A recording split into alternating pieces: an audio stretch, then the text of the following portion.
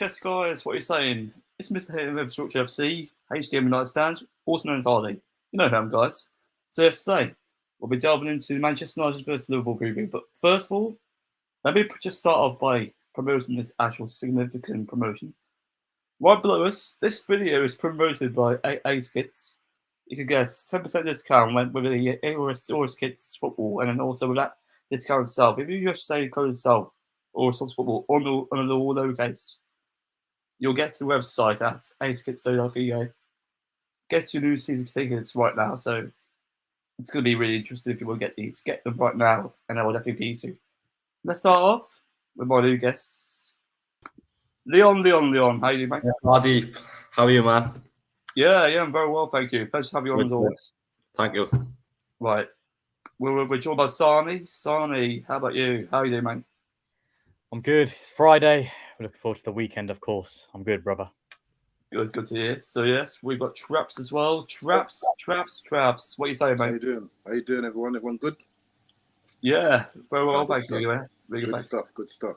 And also, we're joined by our new guest called Asad. Asad, how you feel, mate? Yeah, I'm not too bad, mate. Real appreciate you guys having me on here. It's pretty late, but for this I couldn't refuse it. So, do you know what? That dedication is really important. Pleasure to have you on. But yes, firstly, 100%. Yeah, 100%. Pleasure to have you on, mate. So yes, firstly, we'll be delving into Manchester United versus Liverpool and actual insight on what's going to happen. So this game is going to be really significant for either side. Essentially, both teams are in a relegation battle. Starting off with you, Sani. As a United fan, how do you feel about this game?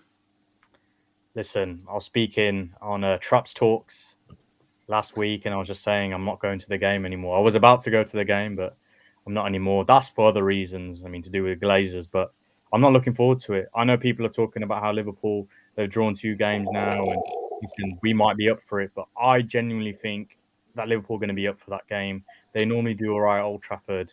And I'm worried. I'm really worried about the game itself. I know Núñez had head loss against Crystal Palace, and he's not playing the game, which means their spam cross idea might not work as much. But listen, their midfield is better than ours, and defensively, I trust their defense more than ours. And I think attack-wise, I think Salah might have a good game. But listen, I've seen stranger things, so let's see what happens. Well thought. Traps, how about you? Have you got mixed emotions? To be honest with you, I think that Liverpool, they've got a few injuries right now. They've got they've got a suspension.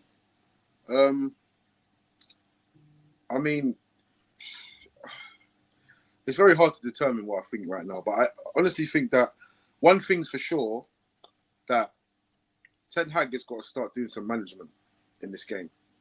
He's got to look at ways how he can beat Liverpool. He can't just field the team, McFred and whoever else, and hope for the best. He has to create some kind of tactical approach to the game. And Liverpool they got a draw away to Fulham and a draw at home to Palace. Palace ain't no mugs, we're going to be honest about it. Last year's semi-finalist of the FA Cup. And the manager Vieira is quite a good manager, up and coming.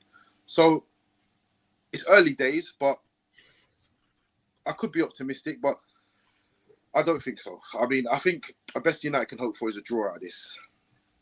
Mm-hmm. Very true. Leon, how about yourself, mate? Yeah, I'm a bit nervous, man, against this really good Liverpool side. But as Sani was saying, like the injuries and suspensions, we got to kind of take advantage of that. But we can't write off the quality that this Liverpool team does have, and I'm really interested to see, if how many people is in the stadium for this game, because they plan to empty apparently. But obviously it won't all be emptied, but that's what I'm really interested in seeing. And as United fans, the best we can hope for, I think, is maybe a draw. Yeah. Even when you never know, but Yeah. the protests are so significant. That's Let's the go to you. What are your thoughts? It's really fascinating with this game actually because we've seen from the fallout after the Brentford game, there's like a huge outcry because it was time for the Glazers to go. So we've basically come to the stage where we've decided this is the game. Liverpool, Man United, stakes are high. Well, for Liverpool that is, but it's going to be real interesting. We've seen with the Glazers done in the past as well with the Super League. After that, they knew there's a lot of head on them, so they went crazy. Got Varane, Sancho, Ronaldo, which was a last-minute buy, by the way. So now what they've done is they've got Casemiro in the space of 48 hours. And if you put that in contrast with what we've done in the past 6 weeks, we can't even convince De Jong. It doesn't make sense really. The board just it's rotten from top to bottom. Well said. Well said. Let's move on to the next part now. So this part will be based on the actual tactical side of things. So any players to look out for. So Traps, let's start with you.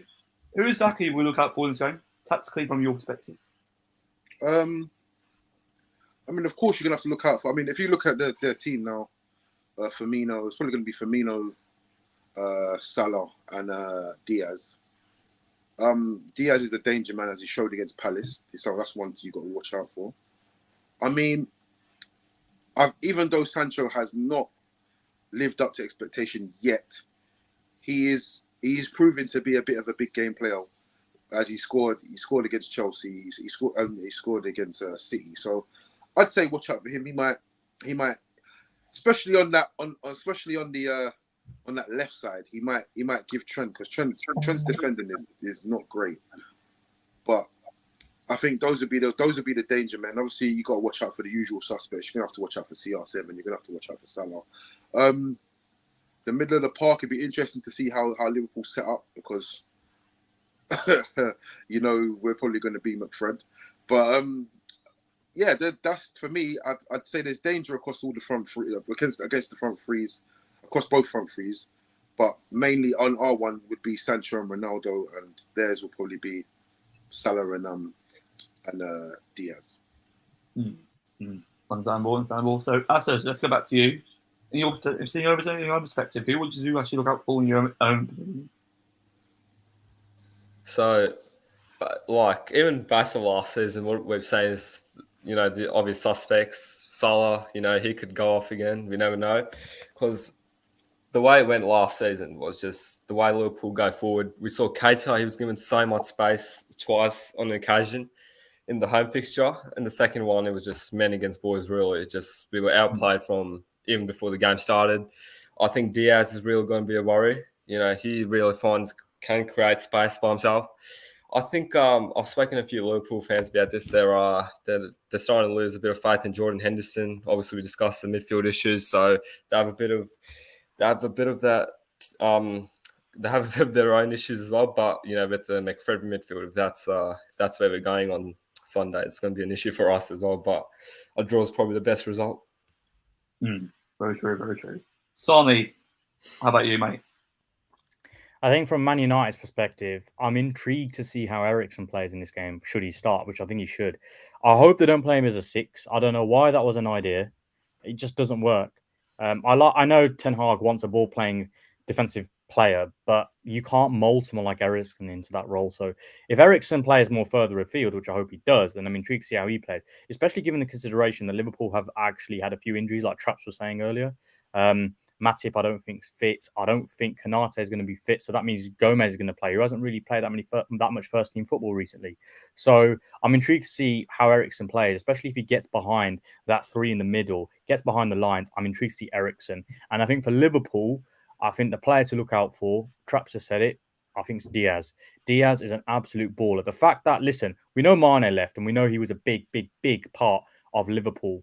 But Diaz is such a baller. He's a threat. Yeah, he does lose the ball a bit, but he's always there creating something. And I think he's the one to watch. So I'm intrigued to see, especially if Dalot plays, how Dalot competes against him. So yeah, I'd say Diaz for Liverpool. And for us, I want to see Eriksen. Very true there. Leon, moving on to you. from your tactical perspective, who do you think will be really impactful? Yeah, I mean, I just echo what Traps is saying there about Sancho. I think he can play really well against Trent, because as we've seen in the past, he's just an attacking player, in my opinion. His defending is not really that good. And as Sani was saying, it'd be good to see Eriksen, where he's going to play. Is he going to play in Bruno's position, in the 6, wherever he's going to play? And as you were saying about Diaz, I do think he's a really good player. And I know it's a big call, but I think he will do better than Salah this season. We've seen him against Palace score that goal, very skillful. He's a baller, and yeah, I'm looking forward to this game. Very true, guys. And personally, from my perspective, I'd keep an eye on Ronaldo. I mean, Ronaldo, a lot of people actually ruling him out, and also with Salah. Salah can be so effective in these games. You never know. Even with midfield, if you look at Eriksen, Bruno Fernandes, even if you look at Henderson as well, he's quite inconsistent at the moment. Fabinho to a certain degree, there are definitely a lot of variety of players, even Diaz to a certain degree. Let's move on to the next split now. So yes, lineup predictions and also scoreline predictions. So Sani, moving on to you. Who do you want to see in the lineup? All right, I won't do Liverpool, seeming as we're not Liverpool fans, so I do Man United. So De Gea is going to be in goal. Left back, I hope to God he does not play Shaw, but I feel he might because it's a big game, and putting Malacia in for that game, I don't think it's a good idea. But listen, I think Shaw's in the play, which I think is mad. Him and Salah, it's dangerous. That's dangerous. Centre backs has to be Varane and Maguire. He cannot play Lisandro Martinez in this game. Yeah, fine. Firmino's not as physical, but realistically, Martinez, I think you want to get him out of the limelight for a bit. Everyone's going to keep going on about his height. He might start because obviously Nunez isn't playing, but I wouldn't play Martinez centre back. And then right back, I'm going Dallo. I think Trapp said it last week. He actually was the best of a bad bunch, I'd say. And I think he plays right back. And then I'm going 3 in the middle. I'm going Fred, McTominay and Fred. And then I'm going Eriksen as the third player. Obviously, we can talk about the elephant in the room. That's Casemiro at another time. But thank God we've got a DM finally. Right wing. This is where things get interesting. I know Trapp's mentioned and Leon as well about Sancho on the left. But I think they're going to play Sancho on the right, Ronaldo down the middle, and then I think Rashford's going to go on the left. That's what I reckon's our lineup.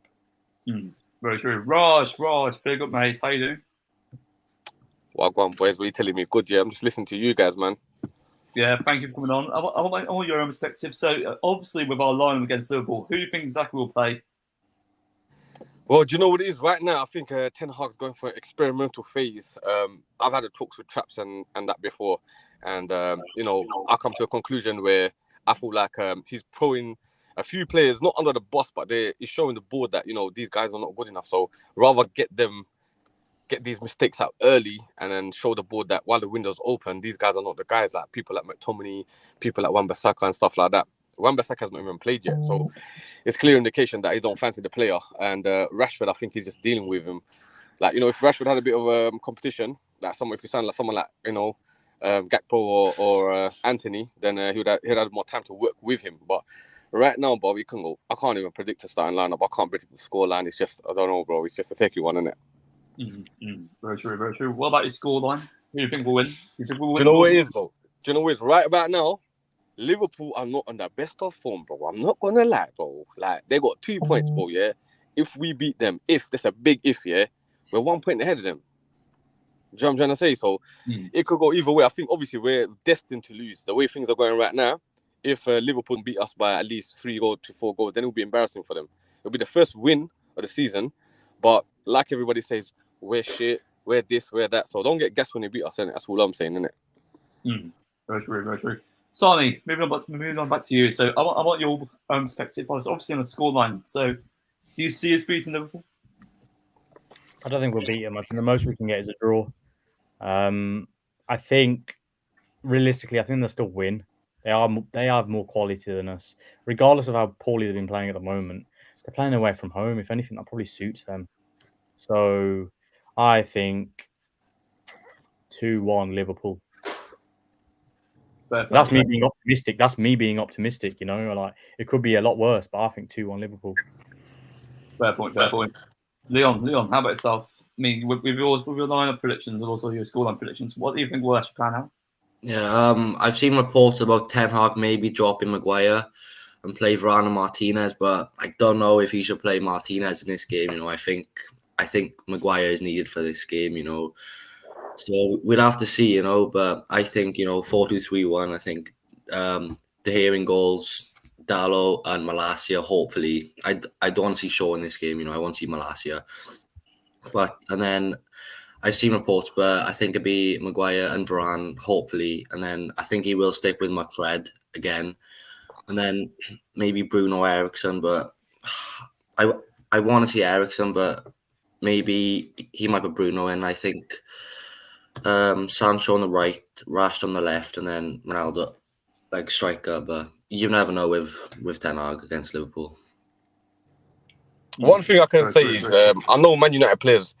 Man United will be up for it, no matter what is going on behind the scenes and previous results and stuff like that.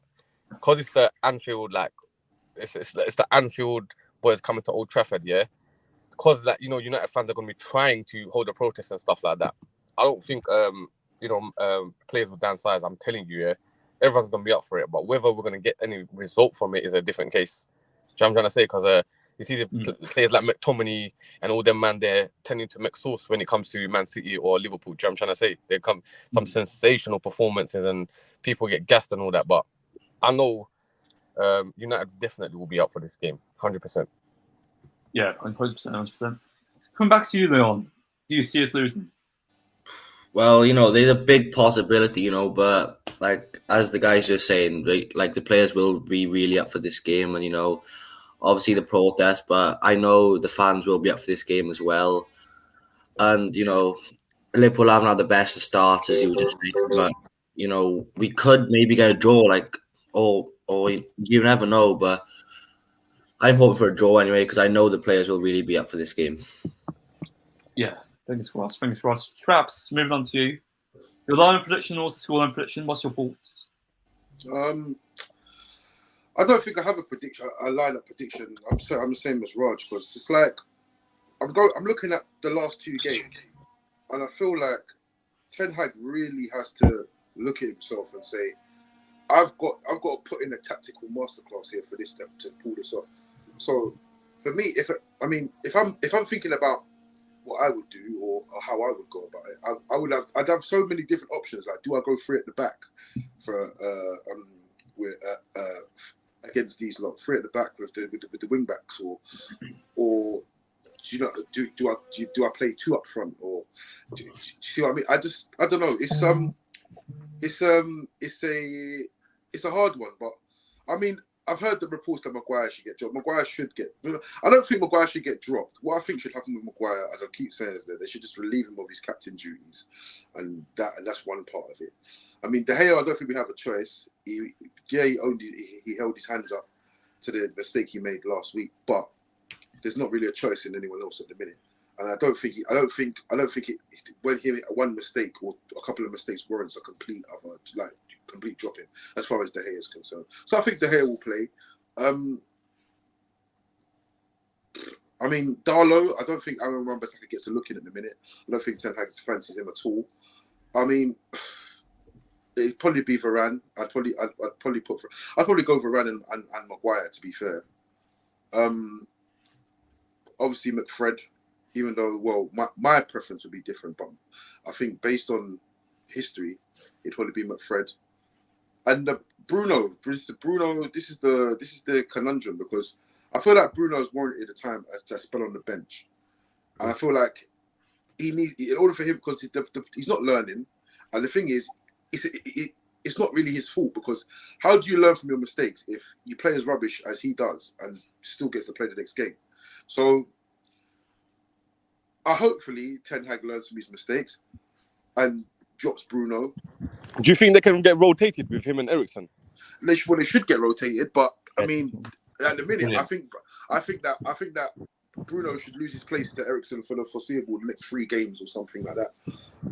Ronaldo, of course, because he's the main threat throughout the club. I think. Can you see Thingy playing Garnacho? Well, this is the thing. I couldn't. Over Rashford. I can't see Garnacho starting. However, if we're having a good game and it's, I mean, if say we're having a good game and it's 2-1 or 1-0 and it's 70 minutes, or I can see Ten Hag unleashing Garnacho on someone like Trent with instructions just to run at him. Yeah, I mean Trent's going to be higher up the pitch, isn't he? So I think Garnacho's going to have space to run into, innit? I mean, I can see that happening towards the end of the game, but I mean, Van der Beek, I could see him getting introduced, but yeah, I mean, I can't call it to be honest. I actually can't call it. But That's my focus right there. I feel like United can get a draw here if they play their cards right. They could get a win if they play their cards right, but at the moment, I don't really see the way it's going. I don't see United getting a result here at all. Do you think we can overload the midfield with 5 midfielders? Because we actually have a decent midfield if we involve Eriksen, Donny van der Beek, Bruno, and Fred or something like that. It could work, but the problem that you have with these lot is the inability to follow instructions and implement and carry out like instructions on the pitch. That's the problem that you have with these lots. So having 5 of them on the pitch doing whatever it just looks embarrassing that you've got 5 of your midfielders on the pitch and they can't even string together a midfield. So I mean, for me personally, I think the safest option for Ten Hag to do would be to go 3 at the back with Maguire, Varane, and Eric Bailly. He played. I was going to say as well. He used the do any of you guys know if Anthony Martial is back for this game? He's back in training. Yeah, it's fit. Yeah, that's good. So then you've got I'd go Malacia as a wing back and Darlow as a wing back. I mean, I'd probably go. I'd probably start off with McTominay and Van der Beek. I'd play and Eriksen in the middle. And the two up top. If Martial's ready, I'd say Martial and Ronaldo, Sancho. of course. Martial and Ronaldo, of course. Very true. Asad, let's move on to you. What are your thoughts? So yes, with your line prediction or scoring prediction, how are we feeling right now, tactically? I wouldn't be a skeptic, but I could definitely say us scraping a result here in terms of a draw. Maybe just keep Liverpool at bay. But the formation I've gone for, I think it's going to be a 4-3-3. I'd love to see Maguire and Varane at the back. I know with Maguire, it's a bit of a hot. It's up for debate, but I'd still play him there. Then Dalot, Shaw at the back, the De Gea goals, of course. Then Ronaldo up front. Then Martial on the right, Sancho on the left, Eriksen, Fernandes, and Fred. I think in the combination going forward, I think Eriksen, can provide that run. Then you obviously Fred in that CDM role. We know he does it pretty well for Brazil, but he hasn't really emulated it for us. So who knows? Very true. I mean, one thing that I want to delve into with Fred. I mean, Fred, he could be explored in this game. I mean, Fred, he's tenacious. He's very, very, very efficient in transitions, and he's a ball carrier, but his progression is so poor. And we need more technicality in midfield. Let's move on to the next point. So yes, are Liverpool in crisis? That's the question I want to delve into. Sani, I know with Liverpool at the moment, they've actually got 2 draws at the moment. In your perspective, are they in a crisis? Crisis is a bit of an overstatement, I'd say. I mean, yeah, they have a few injuries and hasn't been the best start, but Liverpool, and I know, like, even I thought they should have signed a midfielder, but they're not in a crisis. They're it's one of them ones, like, they've just had a bit of a slow start. I think a crisis would be if they're getting dominated every game. And yeah, Fulham did well first game and Palace did all right next game, but they're still a very quality side. I wouldn't say they're in crisis yet. The crisis would be even us, like, we could be technically in a crisis more than them, getting smashed 4-0 against Brentford. But the thing is, it's still early with Ten Hag, so we have that. I think with Liverpool, again, I think they'll get back to it eventually. So I wouldn't really, personally, I don't think they're in a crisis, but that's just my opinion. Very true. So yes, Leon, let's move on to you. In your perspective as a United fan, do you think Liverpool fans are very right now in terms of them being in crisis?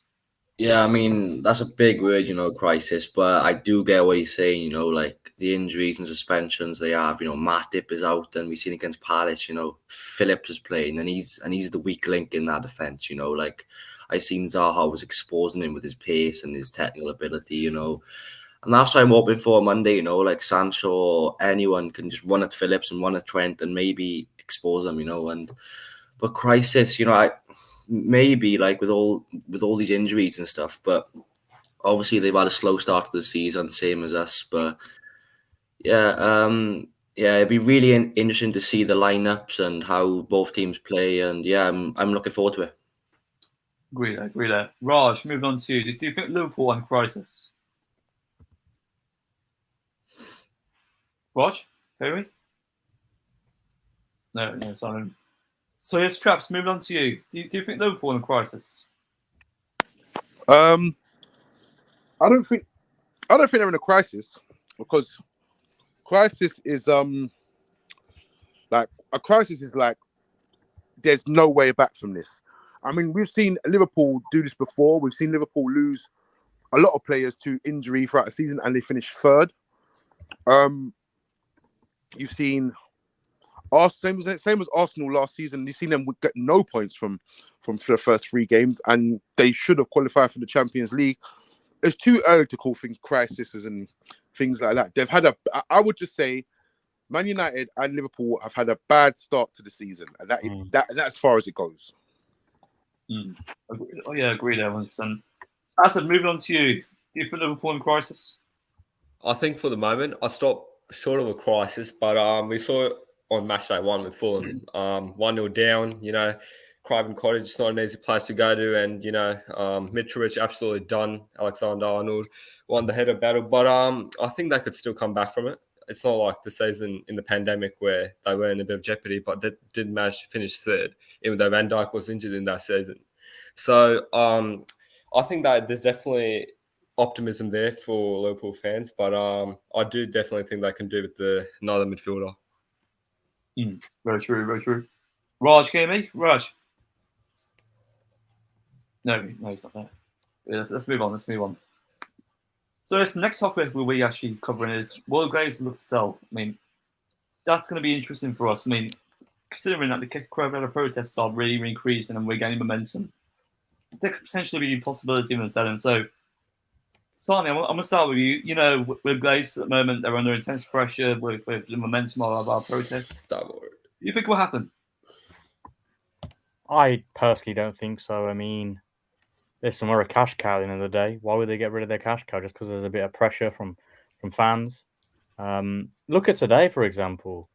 All this Casemiro talk, everything Glazer related, it's gone quiet. Glazer out. Do you know what I mean? So, why would they sell? Like I said, you know. And then I think the other thing that we need to consider as well is, yes, Ratcliffe has come out and said he's interested in buying Man United, but realistically, you need firm kind of commitments, and I don't think he is that firm, because again, if he was, he'd put a bid in personally, but I just don't think they're going to sell. Genuinely, I think it's going to be a while before they even consider it. Listen, I might be wrong, but I just think when you have something that makes you a lot of money, why would you sell it? And that's how they see us. Very true. So yes, Leon, let's move on to you. Do you think Graves might sell? I mean, that is the dream, you know, for all us fans. But as Sani was saying, you know, but like it'd be really hard for them to sell, and obviously there's loads of pressure on them, like right now, and obviously like Jim Ratcliffe wants to buy the club. There's been reports you know, it'd be like really hard for them to sell now, but there is a chance, there is a little chance, you know, with all this pressure, all these protests and everything. And as Sani was saying, you know, we have Casemiro today, and everyone's forgot about the Glazers. You know, we need to keep on. We need to keep on pressuring. You know, but yeah, you know, will they sell? I don't think so, but that's the dream. You know, but hopefully. Yeah, very true. Traps, let's move on to you, mate. Do you think Glazers will sell, mate? Traps, you know? Traps? Do I think the Glazers will sell? Yeah. I don't know, to be honest with you, but I would imagine that there'll be some kind of situation to go down, because apparently they're open to selling a minority share now. A minority share could be 49%, and I think that the time will come that they'll have to do something about it, because as long as the protests do remain. Sorry, pardon me. And and That yeah, loud. pardon me. Yeah, but as long as people keep the pressure up and have the protest, If I don't smoke, keep going. see how you are when you're angry. Imagine the ticking time bomb. Literally, the ticking time bomb is just like tick, tick. Oh yeah, Water, bro, water. yeah. So anyway, as long as they keep the pressure up with the protest, I feel like the Glazers might sell a minority share, and eventually they might sell another 10% and just sit in the background collecting money off the club, which makes sense because if they own 40% of the club and they just leave it to the majority shareholder to sort out what's sorting out, and they're just collecting money from which they normally do anyway. I don't see the problem, but I do feel that with all these protests and this stuff, the share price may still continue to plummet, and that might force them to do something about it. So I think it's a 50-50, but as long as the pressure gets kept up and as long as the fans are vocal and let them know that we've had enough and we want them out, I feel like there'll be some kind of change. So at the minute, I'm saying it's a 50-50. Yeah, Travis, you know what? I've actually got a question for you. This is from Rukesh. Do you think Casemiro will make a difference to our squad? Of course he will. I mean, for one, it's an upgrade to McFred. He'll be able to play that sitting role on his own, and I think, yeah, of course he will. It'll be interesting to see how Ten Hag implements him into the team. But I feel like I do honestly feel like Ten Hag has to play to his strengths, and obviously to get him integrated as quick as possible. But yeah, definitely. I mean, it's a great addition we're adding to the team. He's a 5-time Champions League winner, Copa America winner, multiple La Ligas. He's experienced. His professionalism, and even his games, everything for me, it's a good signing. I mean, it might not be a Ten Hag signing, in my opinion, but it's a good signing. It's going to help the team. That's what I think. Yeah. So, I mean, the thing is, I agree with you. I mean, the thing is, with Casemiro, he's such an elite winner, the progressive we need in midfield, and also he's a ball winner. Essentially, that's what we're lacking in midfield, and with McFred, they don't really possess that, nonetheless. So yes, I'm going to shout out Shafsani as well. I mean, fantastic guy. I mean, he went unfortunately, so I'm going to shout him out. So yes, it's Sani, that sports guy on Instagram. So all capitals, find him there, guys. He's an amazing sports guy, competent guy, and also very enthusiastic about sports. So follow him. Let's move on to Raj. Raj, I mean, with our club at the moment, do you think the Glazers will sell? Who Casemiro? I mean, just generally, in your perspective, do you think the Glazers will sell? I mean, they don't have any options but to sell. I mean, it'll be lucrative for them to sell at this point because from what I've heard, they value it now at £5-something million. I think that, there's some serious buyers out there. So if any time to sell would be now, the protests and all that going through as well, that's going to make, visually United look like less marketable if there's empty seats in the stadium. But obviously, it's not going to be fully empty, innit? I don't know. I think, honestly, this will be the best time to sell because we've got actually real serious buyers. I mean, that Elon Musk one was a bit of a joke and stuff like that, but a few other guys are coming out. I don't know if they're working together to buy it or individually they're trying to get a few, concierge together to buy it. But I think they would have to sell. I don't think they have an option right now.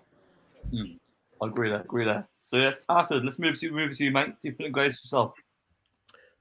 Frankly speaking, I think they have no choice but to sell. And I think 2 days ago when story broke with Elon Musk, obviously, being a bit of a joke, but I do think it definitely made a difference. Glazers, they're open to selling a minority stake, which is obviously not going to do the job.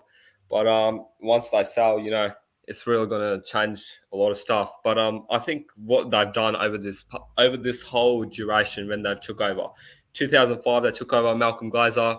I think in the press, he wasn't really open to answering any questions about the takeover. So they were very tight-lipped.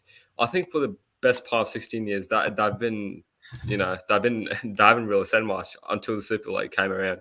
then they finally had no choice because, you know, with the outrage, everything happened. They had to speak up because, you know, no one wants to look that stupid, really. So I think with the Casemiro signing, you know, it's so interesting. It goes back to what I said before. We can't really get De Jong over a 12-week period, but then in 48 hours, how are we getting Casemiro? And at the start, it was like we're just spinning, you know, it puts our head in a spin, you know, we're looking for all these players. We've seen these headlines, well, you're not interested in this player, this, that. So you know, if we get this one player, then I'm not sure it's really changing anything until the owners go. Very true there, very true there. Let's just say something like that. I want to ask you guys something as well, yeah? Yeah, So go ahead. I mean, if the new owners came in, what would you think the first thing they would need to do, and how do you think it would impact us having new owners? I personally think it'll be transfer strategies. I think go for the right players. What the Glazers have done is they've put in a lot of money, right? But they're going for the wrong players. We saw with Alexis Sanchez that completely flopped, which we don't need to go into detail to. A lot of players have done that, so you know the owners, whoever comes in. I mean, I speak to rival fans, yeah, and they tell me your owners spent billions of pounds here and stuff like that, and they give me an analogy where, you know, I'm an estate agent myself, and so they told me that's like a landlord getting told by his tenants that there's a crack on the wall, and all they've been doing is papering over the cracks instead of breaking the whole wall down and redoing it properly.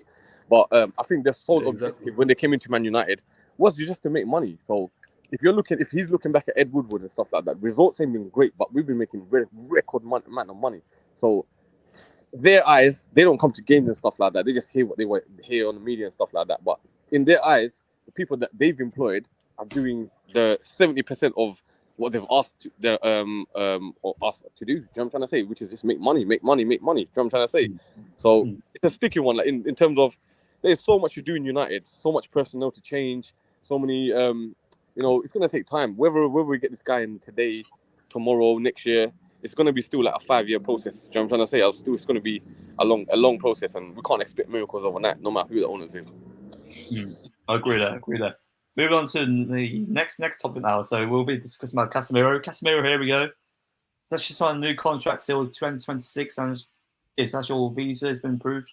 All permutations in regards to transfer, it's already been finalised. Now he's just travelling to Manchester for medical and also sign his contract. So, Leon, I mean, the signing, it's very, very astute. And, you know, we'd like to see him for 5, 6 years. What are your thoughts on Casemiro?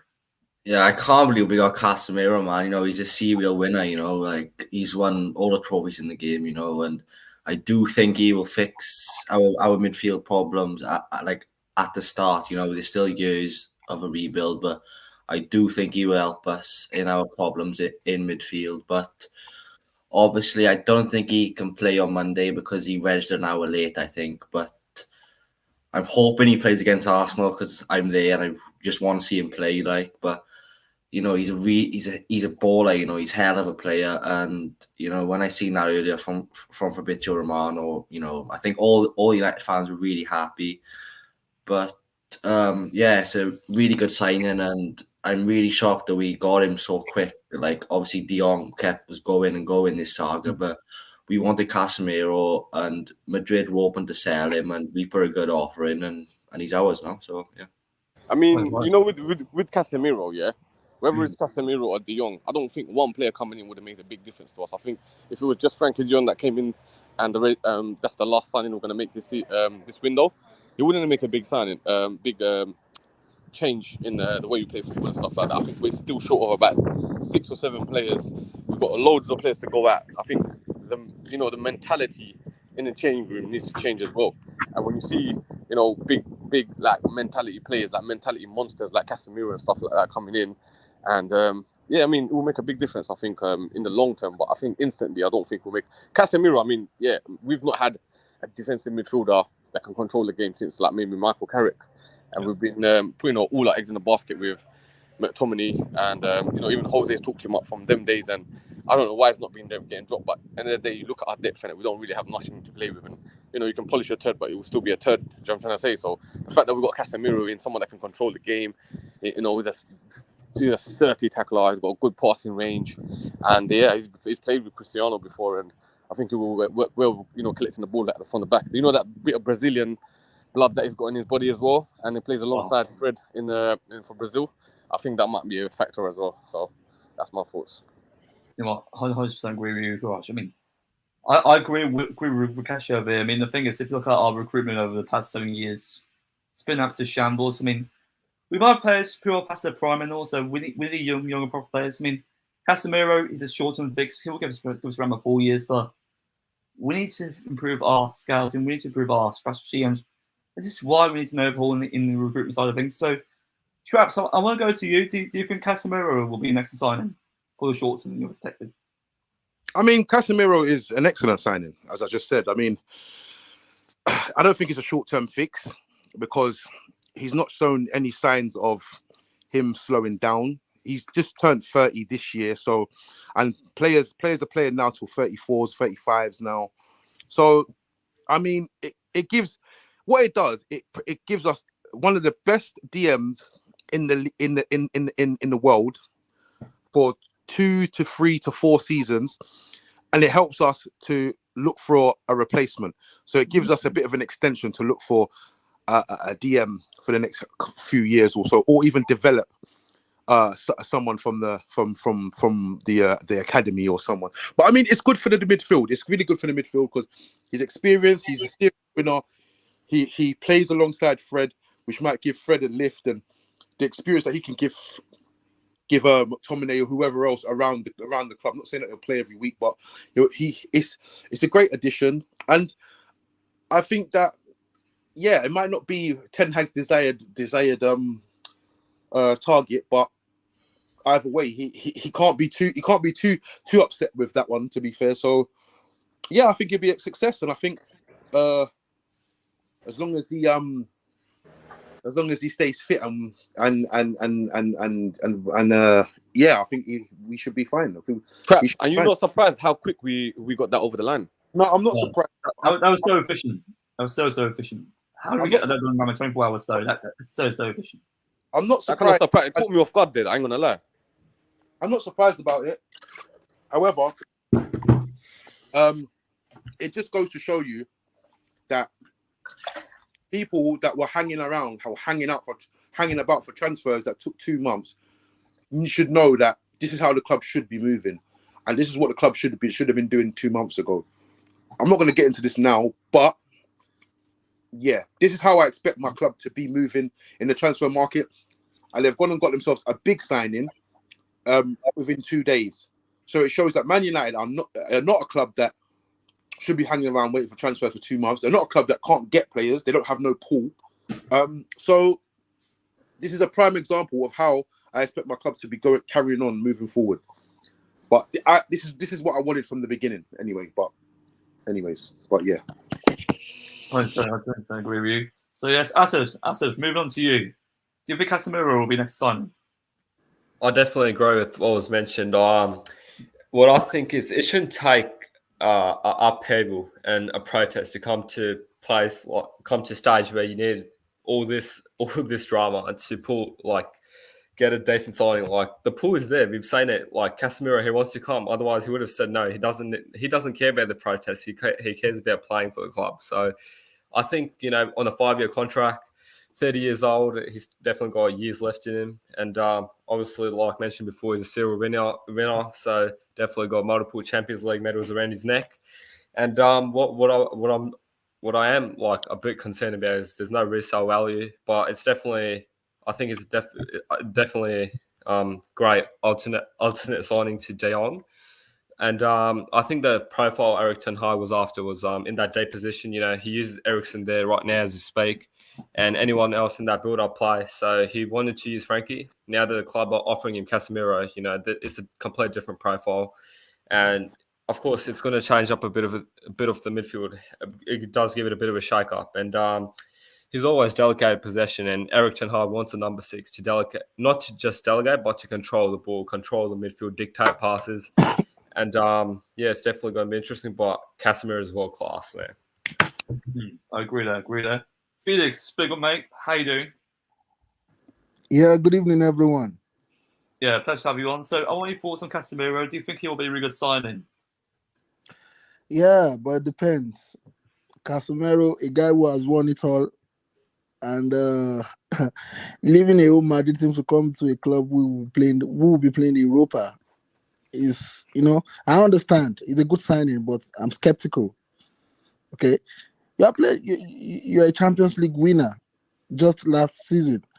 You are playing in the top Spanish club, almost the best club in the world, Madrid, and coming to a club who is going to be playing the Europa, who has one or two issues.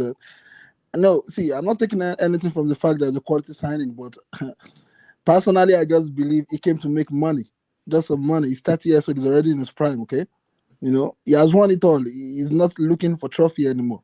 He's not looking for glory. Like, see, you can't.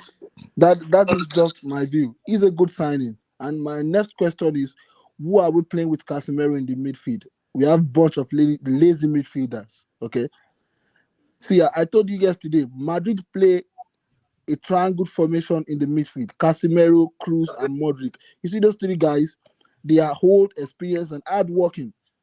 Everywhere on the pitch, you see that triangle. Every fucking area on the, sorry for using the word fuck, sorry. I know. Every area on the pitch, every area on the pitch, you see that triangle.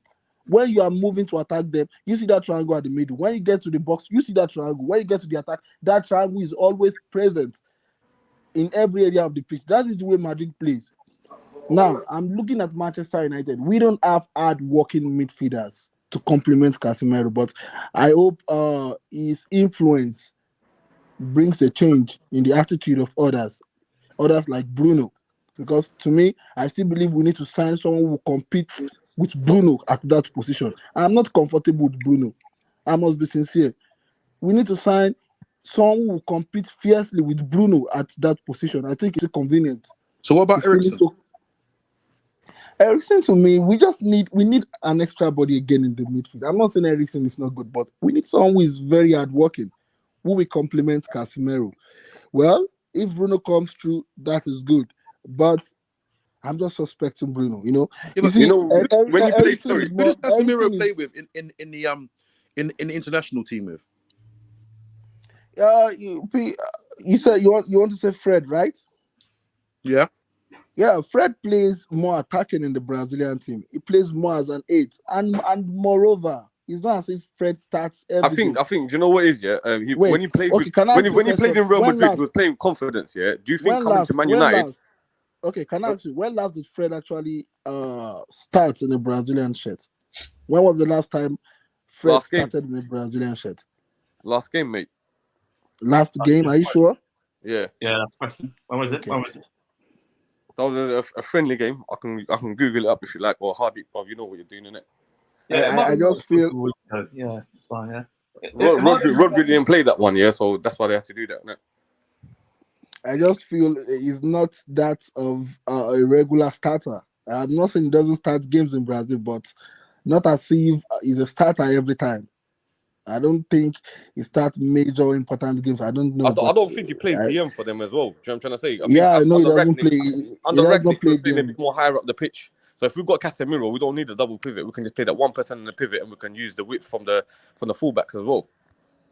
Yeah, hopefully, let us see. But it's a good signing, but hopefully, let us see. But I feel like Fred's more a bit higher up the pitch where he can snatch the ball.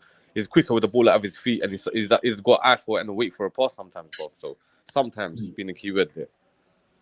So you would prefer Fred, Casemiro, and well, it depends. You know what it is. I'm a Bruno, coach as well, Casemiro, and Cruz. For me, I don't play only one universal starting lineup for everybody like Klopp does. Yeah, the way I do it, I set up for teams depending on what I've got. If all of the 11 players in my squad, or even up to the 15 players in my squad, are my choices and my signings, then I can good starting 11. But if I'm working with managers from and players from previous managers and stuff like that, I have to work to my strengths against this opponent. So my starting lineup and my formation would depend on who I'm playing against. Do you know what I'm trying to say? I can't go guns ho against a certain team that's gonna expose me here and expose me in these areas and all that. So basically, yeah, I mean, Ten Hag right now is going through an experimental phase. Like I say, I don't think either Fred or McTominay can play a single pivot. He tried that with Eriksen as well. It didn't really work out. But bringing in someone like a Casemiro might not be his first choice, but it's a signing that knows what he's doing, and it's a DM by trade. We've never had a DM like the one that can control the game since maybe Michael Carrick. So that's what I'm trying to say. with him, we might try that little phase out. Let's go with him. We can get a few good years out of him, like 2-3 years at that level. So other players can play in different positions, and maybe they can move other players on as well. The thing is, I don't think it's fair to say that Casemiro has come here for money, because at the end of the day, right? If he might have won a lot of things in his but with coming to Manchester United, there's a lot of pressure that comes with it. And if he was here for the money, yeah. No, but Traps is Brazilian, bro. Brazilian man don't move for money. They would twerk for money, bro. You know that. You know what it is? You think Jesus is gonna stay in Arsenal if someone comes in with a big piece for him? Let me finish. That's a good point, Asher. No pressure.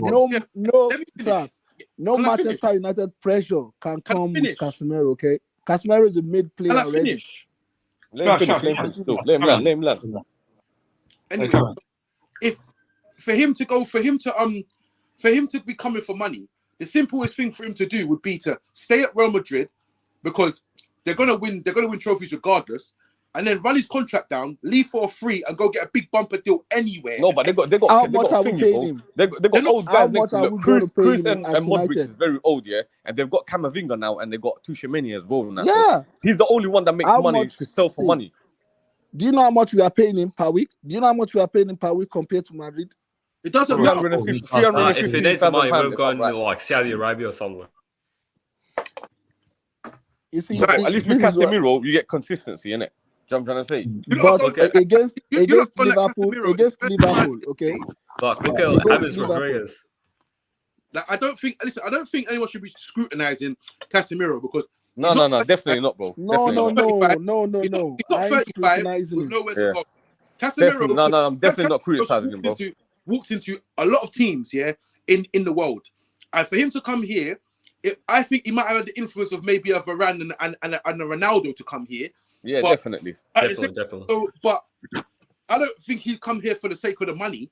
I think he's come because, like I said, he could have gone anywhere. He could have run his contract down, and he's never. And to be honest with you, he's not exactly a someone who's always in the limelight, like a global superstar. He's not one of them players. So, I mean, I think he's come here maybe to have a last dance with his friends, Varane and Ronaldo, and yeah, that's probably it.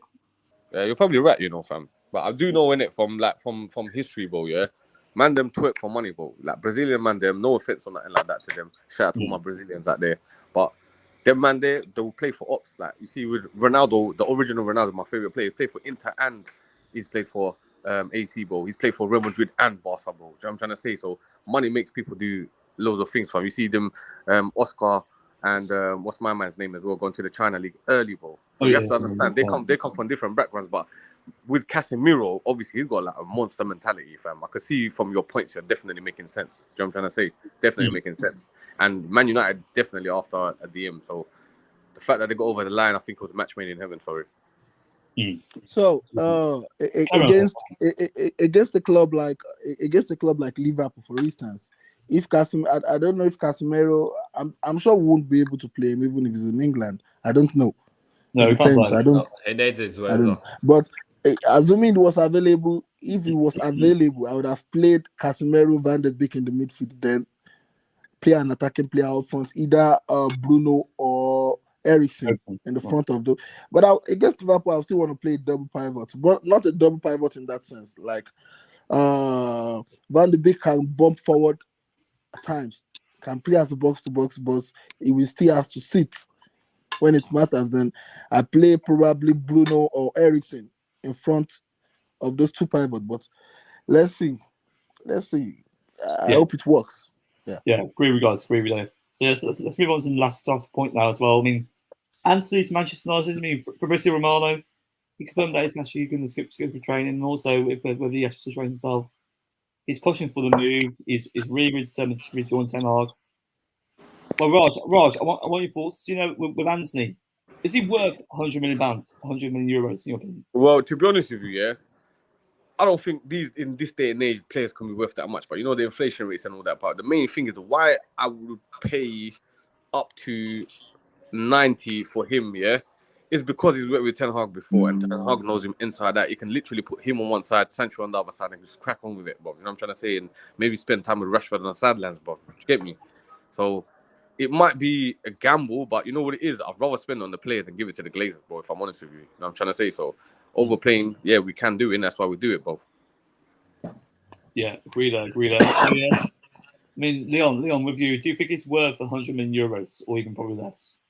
I mean, like, they are asking for too much, in my opinion. You know, I would say about 50, 60 or 70, you know, no more than that. But obviously, he's a great player. He's worked with Ten Hag before. You know, I think Ten Hag can get the best out of him. Like, but obviously, really good player, skillful, fast, can shoot, can assist, everything. But like, when you look at alternatives to Anthony, I think Cody Gakpo is one to look at as well. But I think Ten Hag wants Anthony as his main target, like Frankie de Jong. But obviously, that's gone now. We got Casemiro. But I think if we keep pressuring Anthony to come, he will come. And obviously, he missed training today, as I seen. But you know, but they are asking for like 100 million for him. But I think if Ten Hag really wants him, he will eventually get him. Hopefully. Yeah, agree there. Felix, coming on to you, I mean, with Anthony, there's always a risk with an Eredivisie player, given inflation rates and also his reputation as well. So, if he does come to United, do you think he will be a really good signing? Yeah, sure. Yeah, right. Yeah. Okay. Yeah, sure. Anthony's a good player. I watched the Ajax match against. I watched their match recently. I think the last match, the one they won 7-1. And I saw the way Anthony played, and I was very impressed. He's a fantastic player and a very good replacement for Rashford. Anthony is very fast, very skillful. He's disciplined, and he has good ball deliveries in the box. He can score, he can create chances, he can dribble, he can take on players. So if we can complete that signing with Sancho at the other side, I think it's a very good signing. I think it's a very good. But the price, as it is right now, we don't have a choice. Okay, any player we are buying from any club, will buy them so expensive, because every club knows right now that United, we are in need. We are in dire need. We are desperate. Okay, so any player we are going for now will be very expensive. But it's a good signing if we can do it. I agree. So yes, with Asad himself, I mean, with Anthony, do you think it will be a really good signing if the transfer does facilitate?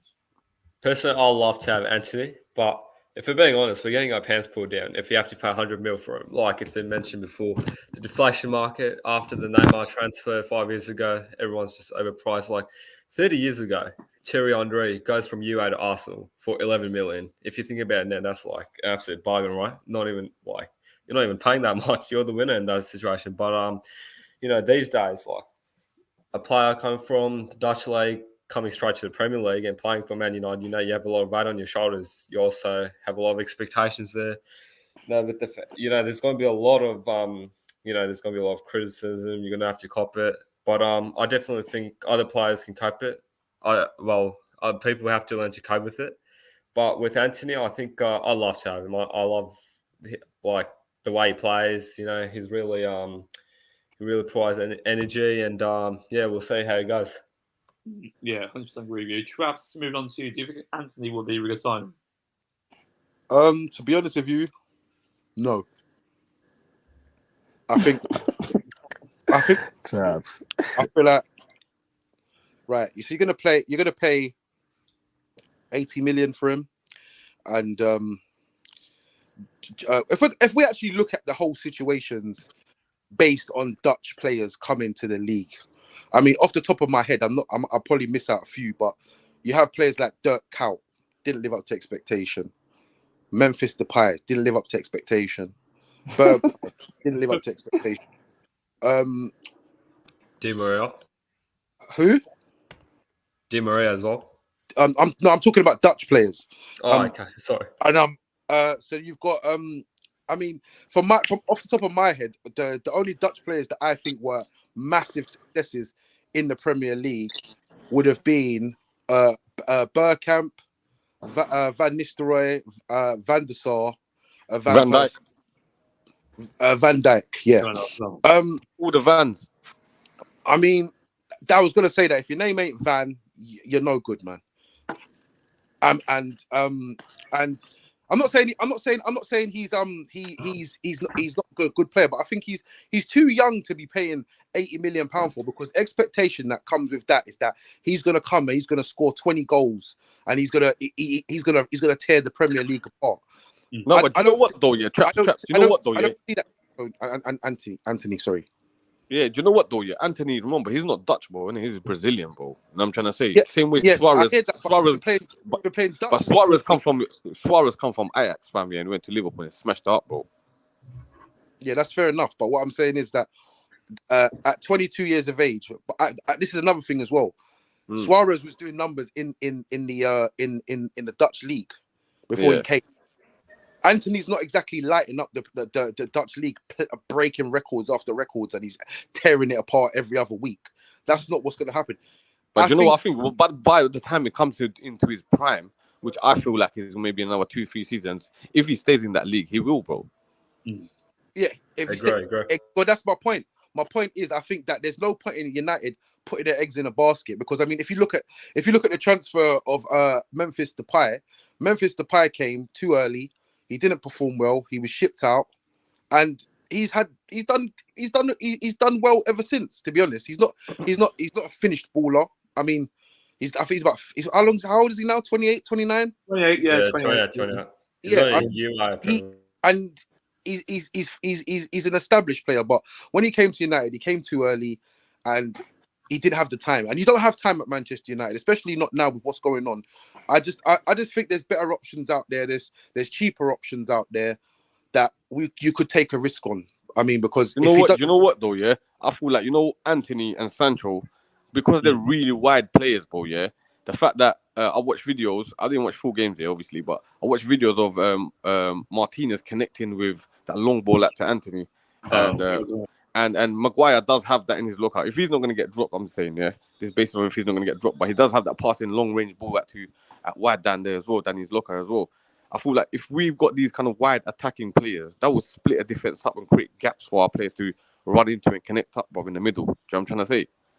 Yeah, but I just think paying £80 million for him is it's stupid. I'm not happy with the money like that, bro. I'm telling you, but that guy, just because of who he is. But at the same time, the flip side of this argument is, do I care about the Glazers spending £80 million of our money on Anthony rather than taking it? No. So yeah, I mean, if they can get him. I mean, it's better than seeing a dividend at the end of the season, getting paid, and there's no right side of the attacker. So it's I don't think it's a great idea, but they can try it by all means, because it's our money at the end of the day. Yeah. That's what I'm saying. That's the only reason, not because it's coming out of their pocket, bro, and they could spend it more wisely, fam. If they don't spend that money on you, then everyone else, they're gonna pocket that piece, bro. You know what I'm trying to say? That's the main thing, innit? I'd rather it been spent on players, building a team at the end of everything, no matter how badly we got mocked, bro, because our rebuild's going to be much more expensive than any other rebuild. I'm trying to say, just because of who we are, the stature, the money that we make, and we can recoup that money ASAP, bro. You know what I'm trying to say? So it's not even that deep from you like that, bro. Like, I don't care how much we spend on players right now, fam, because at the end of the day, what we need on the pitch is more important than how much we're making and how much we're spending, bro. Yeah. By any means, we need to build. We need to go for the best, bro. 100% agree with you. Yeah. I mean, guys, I've just got one more question for you guys. I mean, can you see United go for another midfielder, whether it's Casido or whether it's Savage? Do you see Manchester United go for another midfielder? Starting with you, Raj, do you think United will go for another midfielder after Casemiro? I think at this point, I really don't think they're going to go for another midfielder if they get Casemiro. I mean, maybe deadline day, maybe a little battle for Tielemans for us again with Arsenal. But I don't think midfielder-wise, I don't think we're going to do. Not this season. Remember, there's a World Cup and another transfer window this season, isn't it? Yeah, I understand. We need the right back more. We need the right back. Compulsorily, we need the right back. Yeah. We shouldn't go for another midfielder. 100% agree. So yes, Felix. I mean, even though you want a right back, who would you go for? Sorry, guys. I need to go, but obviously, it's a pleasure being here. But I need to shoot off. Yeah, me too, bro, man. It's always a pleasure with you guys, man. Keep up the good work. Shout out to ASA Kits as well, man. Take care. Yeah, guys. Before you go, can you shout yourselves out? I mean, where can we find you on social media? Find me on Instagram, Traps Booming. YouTube as well, Traps Talks. Yeah, that's Yeah, me, you can find me Raj5 on Instagram or on Traps Talks subscriber. I'm probably the first one there, but I'm there every week watching his stuff, bro. So yeah, man, Oris Talk Football, you might see me on that show as well, fam. Big up, guys. Thank you for coming on. So Felix, let's move on to you. I mean the thing is, I know that United need another midfielder. Who would you go for? Yeah, because after signing Casemiro, I don't think we should actually prioritize signing that midfielder. We have issues too. Our fullbacks. Okay. I believe Martinez will come good. If we can pair Martinez and Varane. Now we play Malacia the left back. But we need a right back more than a midfielder right now. Since Casemiro's signing is complete, then that is fine. But we need a right back more than a midfielder as it is. Yeah, I understand where you. I mean, Leon, how about yourself? Do you see United go for another midfielder?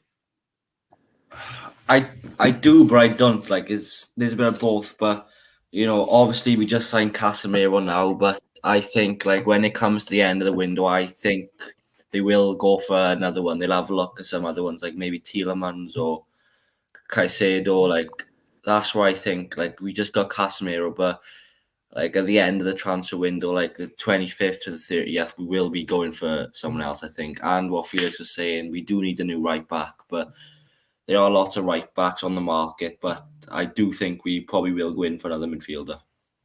Yeah, 100%. Asad, move on to you. I mean, the thing is with United, after Casemiro, do you see them go for another midfielder?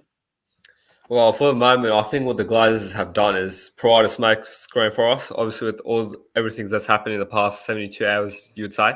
So you get Casemiro. They know it's a quality signing. You know, probably fans are obviously ecstatic about it. Great player. But this doesn't change anything one bit, if we're being honest. Like, we can see through the bullshit. I'm sorry to use that sort of language here, but we can't, like, fabricate it anymore. There's no sugarcoating it. So I think in terms of the midfielders, you know, there's like, 11 days left till the deadline's here. So I think maybe I'd personally go for Tielemans or something like that. I'm not too sure. Like, you know, we've been linked with Savic for like years now. So to be honest, I don't really see that deal materializing. It's going to be real interesting. But on that note, I don't really see anyone else, like anyone joining. On that note, I think I have to hop off because here in Australia it's 2 a.m. But I really appreciate it. It's been a warm welcome. First time on the stream, and love talking to you. Yeah. Well, pleasure, come on. Pleasure to be on, mate. Thank you. So first of all, where are we going to find you on Instagram? Yeah, so my podcast, follow that one up, guys, at JDM.podcast. I've done a few episodes there with Oris and Sani. So definitely hit that up. Really appreciate the support. Thank you, bro. Thank you, bro. So yes, Felix, how about yourself? Where can we find you? Felix? Yeah. So obviously with your social media, where can we find you? Yeah, on Instagram, Felix Peter. Just Felix Peter. Yeah. Good. Yeah, thank you. There you go. So yes, Leon, how about yourself finally? Yes, guys. So on TikTok, you can find me United Clips with a Z. We're closing on 300k, so please follow me on there.